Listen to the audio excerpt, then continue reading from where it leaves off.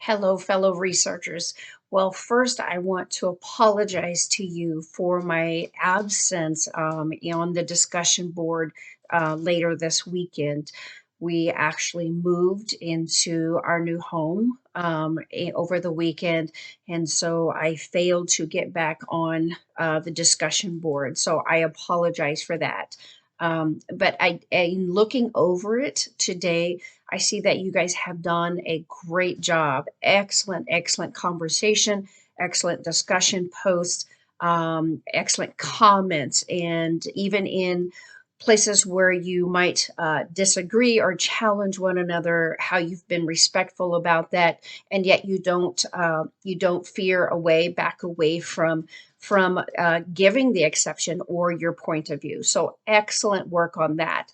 Um, One of the things that I've noticed is that there are a number of you who have expressed fears or uncertainties about whether you're actually understanding how to do the work properly.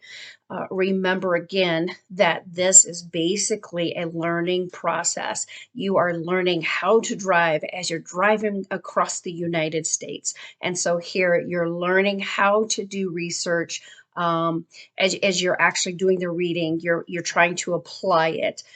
So just keep that in mind and know that that's the way that this works here. Um, the one thing I do want to say though is please do not allow getting overwhelmed or uncertainties to stand in the way of you actually doing the assignment and submitting it. I can't help you, I can't guide you if you don't turn anything in. Um, as well as you automatically lose 20% off of your grade just by the fact of having it each day late. So oftentimes students will think, I want to wait until I'm extremely certain that I know I'm doing it correctly before I turn it in. Well, most likely you're going to lose a lot less points by not knowing how to do it or just not having it perfect. You're going to lose a lot less points than just by submitting it late. So just keep that in mind and make sure that you are doing your best with it, but getting it turned in on time. So moving forward from there, let me give just a few more housekeeping things, as I said in my previous videos, that I will start out with. The instructional videos. And now it seems counteractive to actually state it on here, but I'm going to, as well as it will be in your announcement. If you are not watching the instructional videos, you are actually missing out on quite a bit, because not only am I assisting in the instructions, but I'm also giving a greater understanding and teaching and lecture on the research as well as the type of that you are looking at now. So make sure that you are watching every week of these instructional videos. Many students have said they find it very handy to even go back to the prior weeks and rewatch them so that they gain more out of it as it continues to apply to them throughout the weeks. So, um, plagiarism. I didn't put much of anything about learning about plagiarism and all of that, but I feel the need at this point to actually just say we do check for plagiarism. Plagiarism is when you are citing things or you're taking and creating assertions, which is a statement that is stated as fact, and you are stating assertions and or you're copying and pasting someone else's work, and you are not giving them credit. That is plagiarism, whether it is one statement, one full sentence, or whether it is a full block, a full paragraph or pages, entire work. So just be aware that plagiarism will cause you to fail the class. Please do not even consider that. We do have plagiarism checks and we do use them. So just be aware of that. And then to be properly, a reminder just to be properly citing even in your discussions. I see that many of you are really picking up on that, doing a great job with it. You might have a few of the mechanics of it that aren't complete yet, but at least you're attempting and you're making effort. And that again can help me to guide you so that you know how to make corrections along the way here and to really learn how to do it. Because when we get into the next course, which is where you will be doing your literature review, which is a start of your own work, you want to have this down pat by that point. So please, please be using your Turabian formatting even in your discussion posts, and be taking into account my feedback on your work and making those corrections. Not necessarily that you're having to correct it in that assignment and return it back in, um, or return it back in again, but making the correction for the next time. So if you miss something in it the first time, make sure that you make the correction moving forward. Now, and then the last thing is to just say that I do recognize and I'm very aware that it is the Thanksgiving holiday week here. If it were up to me, I would give you a holiday break, but that is not my choice, my decision. And so I'm hoping, first, I want to say um, happy Thanksgiving to each and every one of you. I hope that it is a special time for you. Thanksgiving is my favorite holiday just because it isn't about gifts, but it's about being together. It's about being grateful and thankful for what we do have. And what the Lord has done for us and how He provides for us, and He's continually ever present with us in the good and the bad things, the easy parts of life and the difficult parts of life. Um, with that said, though, we do still have work to do, and I'm hoping and encouraging you to really try to be on top of it early in the week so that you can at least, please do your best to not touch anything on Thursday. Do your best, or whatever special day that you have, whatever day that your family is celebrating. Some of you may be celebrating multiple days, and so you will want to decide, but I would encourage you to have one specific day that you are not doing anything, and but taking it to just celebrate and be with your family or friends or whatever that may be. So, moving from the housekeeping things, let me move my notes up here a moment. Um, we're going to go into this week. So, this week we're going to be looking at qualitative research. Now, the broad picture of a research approach, let me move over here just a minute, or the plan to conduct research basically is it involves the intersection of philosophy, research design, and the specific methods for conducting that research. At this time, we won't go into the philosophical part. We will cover that portion down the road in another course, in the next course. However, I just want you to be aware of that because it does still come into play with that, with this. So there is the intersection of philosophy, your research design, and the specific method in which you are carrying out your research. As previously mentioned, we will be looking at the different methodologies, approaches to research here, which are the quantitative, qualitative, and mixed methods. And so this week we're looking at qualitative approaches. Under each of these approaches, you will find different types of research.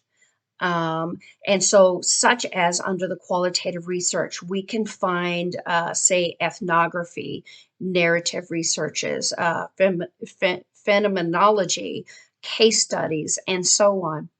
Again, we won't go into these specifically right now. We will start going into those more in preparation in the next course, so you're aware of that. Right now, we're just really going to focus on the umbrella of qualitative studies. Um, and so, qualitative research, the key to understanding this qualitative research then lies within the idea of how meaning is socially constructed by individuals in interaction with the world and with their experiences. And so, because of this, you can see how philosophy works with this. And because it is so subjective, um, the qualitative nature of research has changed drastically because of the fact of how our philosophical stances and viewpoints have evolved. So you will see drastic differences from even from a couple of decades ago in how we looked at research, how we do research, how we measure research in comparison to today. So just be aware of that. But moving on from there, some of the characteristics that you'll find in qualitative studies that goes across all of these philosophical perspectives, though, there are several characteristics. The first one then is researchers strive to understand the meaning that people create about the world and about experiences. So we're going to see that that is over all of these philosophical perspectives. Um, so that's the whole purpose of it. That really hasn't changed. What the other thing is that the researcher is the primary instrument for data collection and analysis. That doesn't usually change depending on the philosophical perspective. And then they qualitative researchers usually take a qualitative approach because there is no existing theory for what they're looking for, or the existing theory that is there has really failed to really meet the standards that considers it valid. And so therefore uh, qualitative studies are really more inductive approaches. That means they're starting out with something and they're looking to expand on it. Um, and then finally, the product of a qualitative study is usually very rich in their descriptive words and in pictures, no matter their philosophical stance. That is in contrast to quantitative studies that are more about numbers, data, that kind of thing. It is often said too that qualitative research goes much deeper and therefore has greater depth than what quantitative studies does.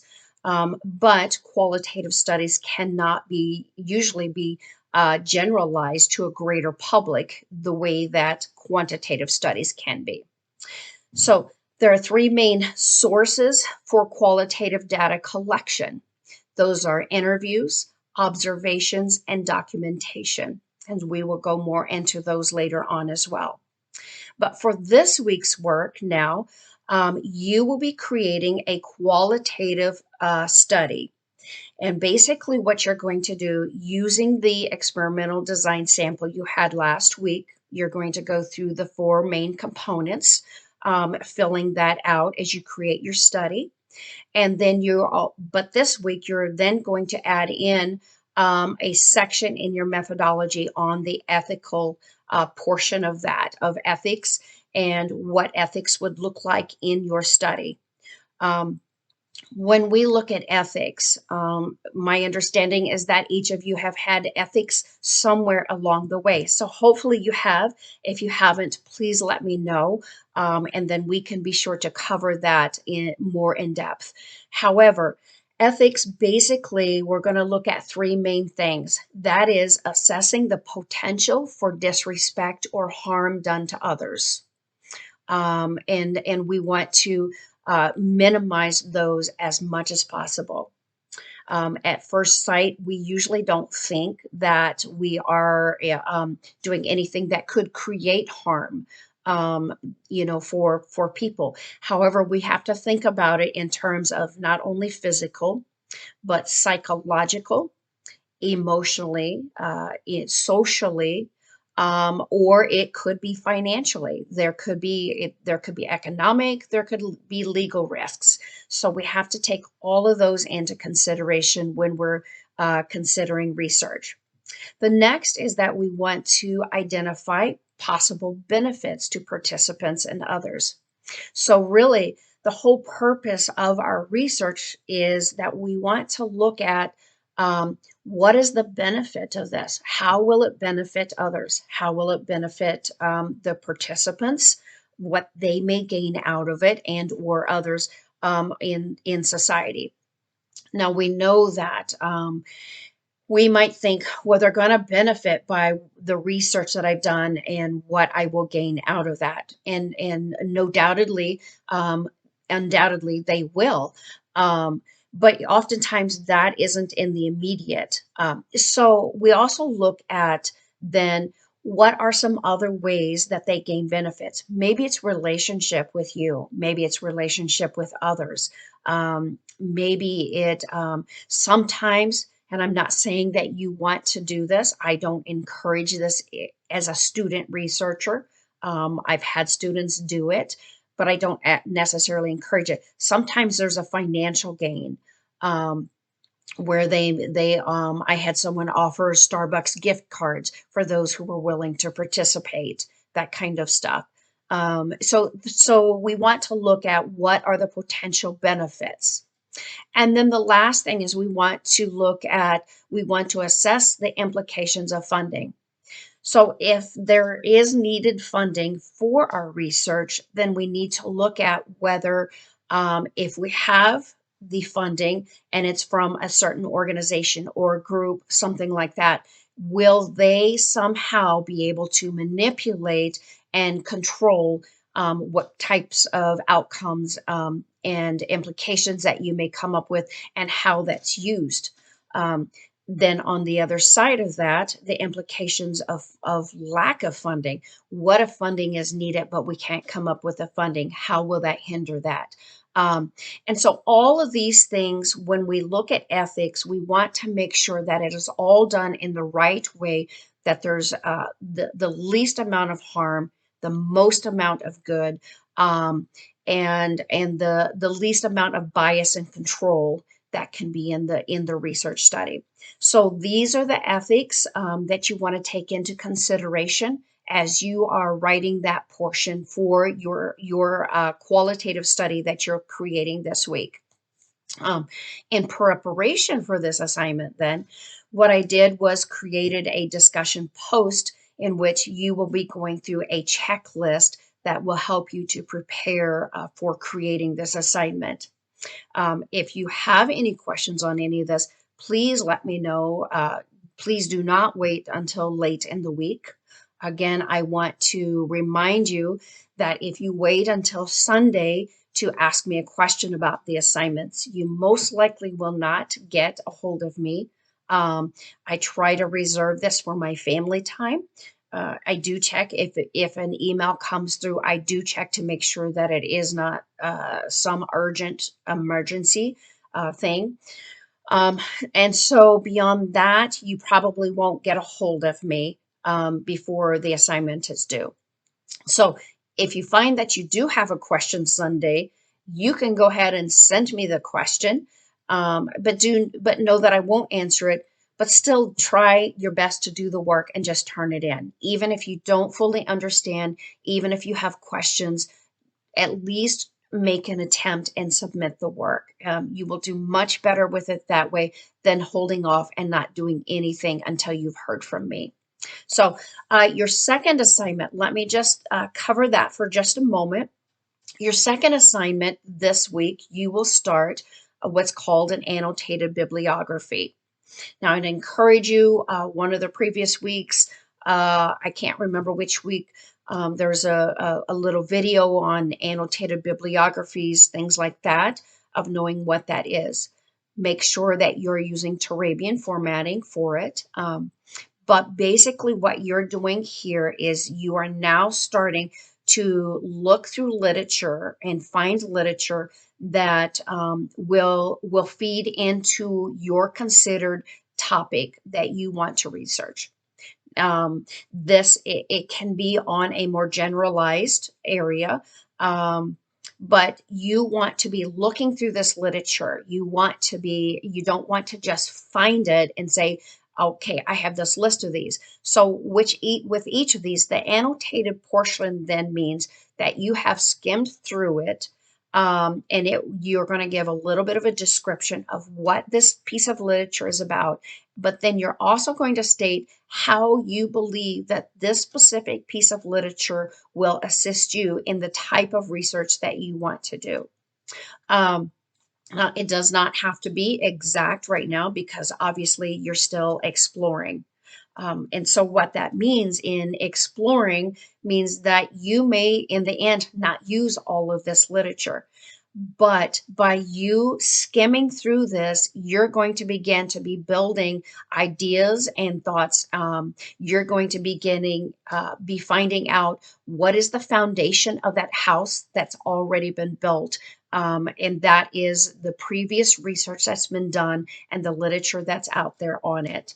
Um, and so hopefully the majority of what you build in your annotated bibliography will then turn into your resource list, literature resource list, when you go to do your literature review next course.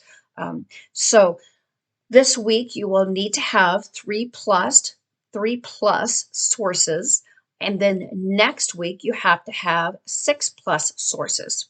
So you're going to build onto it. And the way that you will do this and all the specifics of this is written out in your instructions. But the main thing to know about this is that you will be listing them by the reference, the last name that's listed in alphabetical order, and then you'll put the annotated portion. And the way that I'm going to know what you're adding each week is because after the annotated portion, at the end of that annotated portion of that specific piece of literature, you're going to put the date that it's due that you put it in. So for this Sunday, you would put this Sunday's date. And then next week, when you add in your 3+ more, you're going to put in next week's date under those annotated bibliographies, but they're all going to be in alphabetical order. If you have questions on that, please let me know.